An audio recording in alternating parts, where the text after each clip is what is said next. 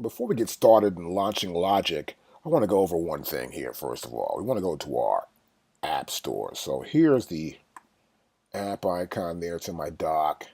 And in our App Store, we've already loaded up Logic, right?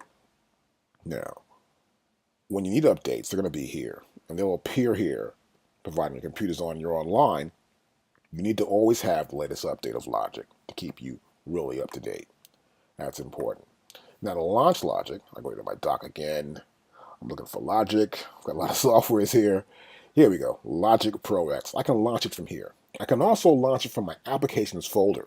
I'll press Shift Command A. And here we go, Applications folder. And we'll scroll down here and we're going to see Logic Pro X right there, right? I can also launch it from a project file. Here's a project file right here for Logic. And to get info, I can go right here, go to Get Info, and I can see Info, Logic Pro X, the kind of file it is, right?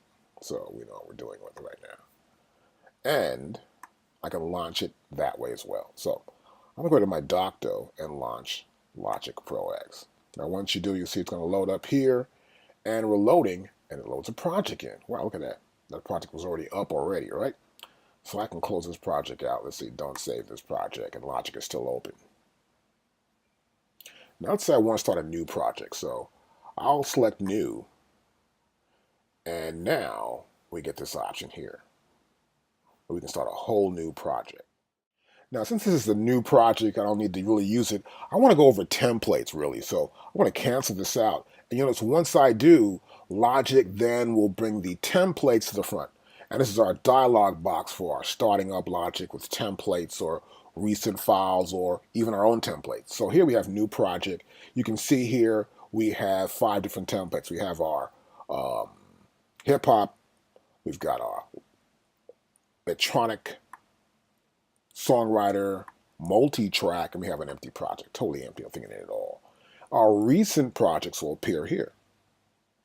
And then we have our own templates. So right here, for example, I can go back in, I can launch a project or start one.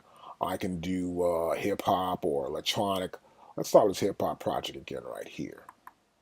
And once I do, you'll notice it loads up automatically with tracks. It's got this drum machine set up already, see here? So I click on something here on a track. You'll notice here, this is a classic ARP.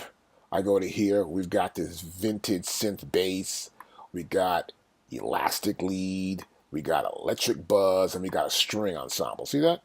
So it loads up automatically with some elements for each different track here. And you'll see it here in the library what the element is. So I go back here to Boutique 808, and we get this icon image here, which looks more like an Akai MPC60, really. Now, after loading up this template, you'll notice it says here Untitled Tracks.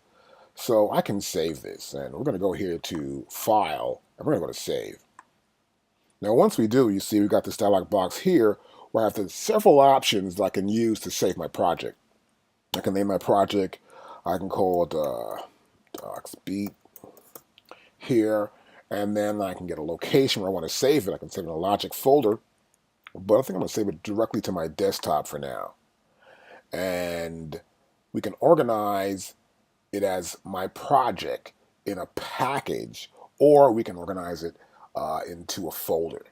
So if I have a folder, sometimes I might be doing adding a movie clip to it or something, or maybe adding some other audio files, and so I may want to use a folder. But in this case, we'll keep it just down to a package.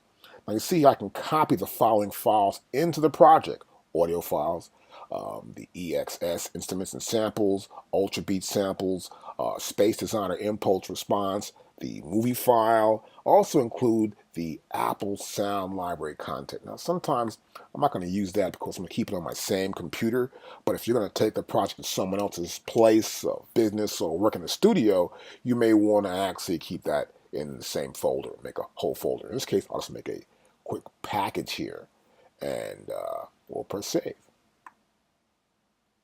And see the name's changed, and it's on my desktop.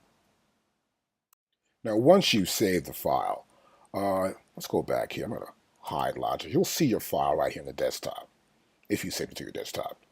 And I'm going to right-click here, and you'll see the contents show package contents. And this is the contents of that file.